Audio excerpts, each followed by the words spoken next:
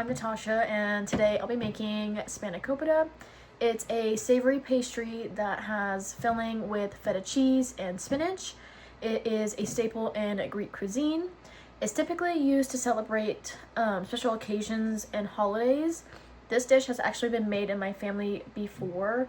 We use it to celebrate like Greek Easter. However, I haven't made it by myself. I'm usually helping my dad, so we'll see how this goes today. Actually cutting the recipe that I found by like a quarter, just because of what I have. So this will be about 3/4 of an onion that we're using, yellow onion. This is phyllo dough. It's basically just a pastry dough that you can find at literally any freezer section, and everything I got from Walmart and Target. And then I have 3 eggs, feta cheese, which I believe is goat milk cheese, and then also chopped spinach, frozen. It has to be frozen. And then olive oil, dried dillweed, black pepper, and then some garlic cloves. Another thing you can do is also add like a pinch of mint, and it makes it like so much better, but a little goes a long way, so you definitely have to be careful if you do that. I just don't have that on hand. So the first step that we're gonna do is we're gonna take the chopped spinach, and we need to make sure that it's drained. So this is already thawed.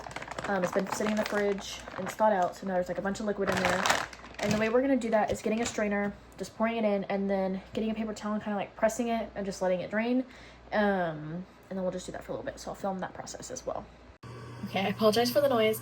Once you have it in the strainer, just go ahead and like literally push it. You want all that liquid that you're seeing right now drained out.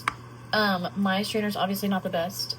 So what the recipe recommends is to squeeze it by hand, which I'm gonna do off camera, but you just want all that liquid that you see right now out of it. So I have finished that step, and while I am doing this next step, I'm gonna leave my spinach in the sink, kind of like, it's like pressed against all sides of the strainer, just to kind of let it drain and like dry out a little bit more. Step right now, I'm going to chop up the yellow onion that I have, 3/4 of it, and I think it calls for 2 cloves of garlic, but some of the ones that I have are really tiny, so I'm just gonna cut up, this is what I had left of the last garlic that I had.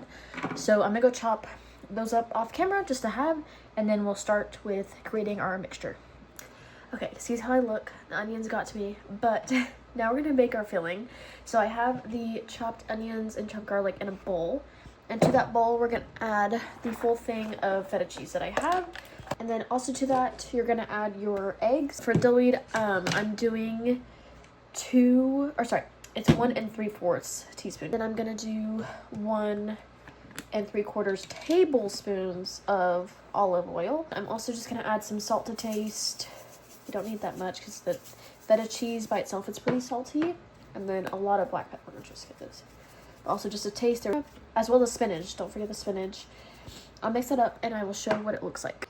Here is the mixture all mixed up. For the onions, you usually want to have them like super finely chopped, or not super finely chopped, but just finely chopped. I was very much over cutting my onions, so I just did what I could. It's still fine. I'll just have a little bit more, it'll be more prominent. But yes, here is the mixture and what it should look like. So this is the phyllo dough, and it's a little bit hard to work with sometimes, and you want to kind of keep it a little bit moist while in between like working with it. So what I have is what the recipe also said was just like a damp paper towel. I have the plastic wrap over it. I'm gonna set another damp paper towel on top. You don't want it wet, because if you make it wet, it won't be able to work with it as well. And then I'm gonna set a dish towel on top of all that just to lock in the moisture. Okay, I forgot to mention at the beginning of this video, but you also want to use butter. The recipe calls to use olive oil between the phyllo sheets, but I haven't done that before, and I feel like it wouldn't taste as good. So to give us just a little bit extra flavor. So you're gonna start with a stick of butter, melt it completely into a microwave safe bowl. I'm gonna do that real quick.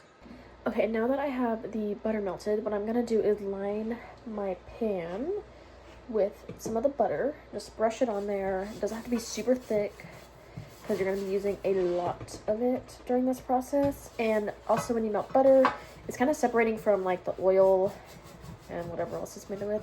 They kind of separate it, so just make sure you mix it before you add it. So now that I have it brushed, and you definitely want to do like the sides as well. So we have that brushed. I'm not using the typical size pan that you use. You want to use a 9x13, but I'm in a studio apartment. I don't have a legit kitchen, so I just have like a little mini oven, and I just have like a 9-inch pan that will fit. I think it's a 9x9, but it's okay. It's just going to be a little bit extra phyllo dough on the sides. So I'm gonna lay my first sheet, and then after you lay that first sheet, you do another thin layer of butter. You want everything to be covered, and we're gonna keep repeating that process until we have about half of the sheet used, or half of the total package used. So I'm gonna go do that, and I'll show that process. Okay, here's the first sheet laid out. I'm gonna do another layer of butter, and like I said, just keep laying sheets until you're about halfway through. Okay, so this is about halfway through the sheets. I believe it was 10 or 9 of them. So we'll have 18 sheets total. I used 9 of them right now.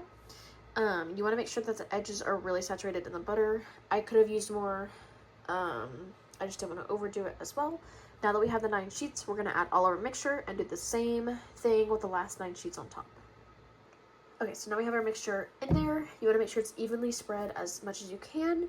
One thing to note about the phyllo dough as well is that it's very delicate, so when you're spreading the butter, you definitely want to be gentle with it. And then now that you have your filling in there, it's going to be a lot harder to spread your butter on there and being so gentle, because you don't no longer have like a flat solid surface. It's now a more flat, like mushier surface, so it's going to be a little bit harder to keep it even and spread the butter while being delicate. But I'm going to put the last 9 layers on top, and then it'll be time to do the last final touches and then bake it. Okay, so now I have all my layers on there. My last couple sheets did rip, so at the top amount ended up being a little bit less than 9, but that's okay.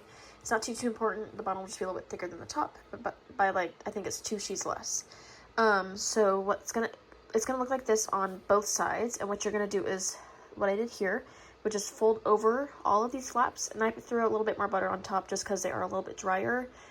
And so I threw a little bit more butter on top, and then now that those will both be folded over, we're going to throw it in the oven at 325 for an hour, and then we'll see how it looks.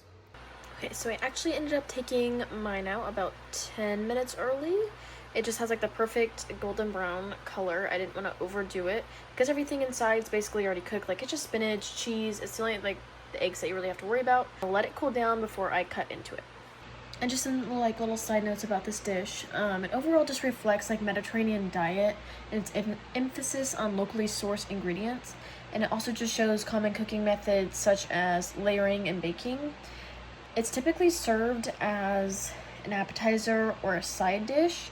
It's definitely not something you would just eat on its own. It could, like, if you have something smaller, they can have like size or snack sized ones, as they can be shaped into like triangles, or what we did was more so the casserole, and you can just cut that into squares.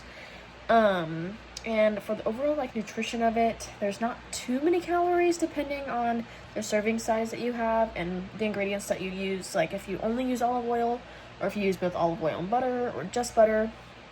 But it overall contains protein from the cheese and spinach, fat from the olive oil and butter, as well as the phyllo dough, carbs from the dough, fiber from the spinach, and vitamins from the spinach as well. Again, overall, it's a pretty decent dish and somewhat healthy if it wasn't for all, like, the butter that is included, as there was a full stick in there, and I have definitely used more for bigger casseroles, but, so yeah, a pretty decent dish overall. And then here's it a little bit cut up in some of the cross-section. It is a little difficult to cut without messing up your layers. There's definitely a technique to it, and I'm just impatient, but that's how it turned out. I'm not that good at describing flavors, but the best way to describe it is obviously it's buttery if you use butter rather than olive oil in between the layers of the phyllo dough. So it's definitely buttery. It doesn't taste like cheesy or anything. I really honestly, you obviously taste the spinach. I wish I would have added a little bit more like seasonings. Like I said, if you just add that dash of mint, it changes it so much. I wish I had more feta cheese. It would have made it just overall, like, they just kind of tied, the flavors tied together. It's not too difficult to make. It's just a little tedious, especially with like layering each layer of the phyllo dough, putting butter on each layer, making sure you have like butter on all the corners, like, and then the bake time being 50 minutes, which I feel like maybe it's like not too bad, but I'm just impatient. I obviously will make it again. I've already made it in the past, but again, not on my own. I would definitely make it by myself again, but I think small stuff makes it like easier to have someone else helping you do it, because usually my dad will lay the phyllo dough and I'll butter it, and I feel like that just makes it go by so much quicker. And there's, again, usually a technique, you want to lay them different directions each time, and then you're counting. a lot goes into it. I was just being lazy. It's like, I just made it for myself. But yeah, it's a good dish. I would recommend trying it. They have it at Mediterranean bakeries as well. And you can really honestly eat it hot or cold. But yeah, this was a fun little experiment, and I would definitely do it again.